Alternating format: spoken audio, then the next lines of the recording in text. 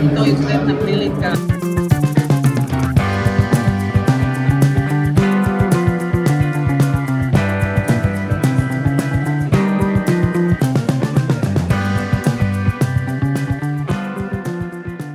Moje selo je na ruti ka Leskovcu, mi smo blizu autoputa, 9 km od autoputa. Puno potencijalno, mnogo turista prođe za Grčku. Samo trebamo naći način na koji da shvatimo te ljude kod nas.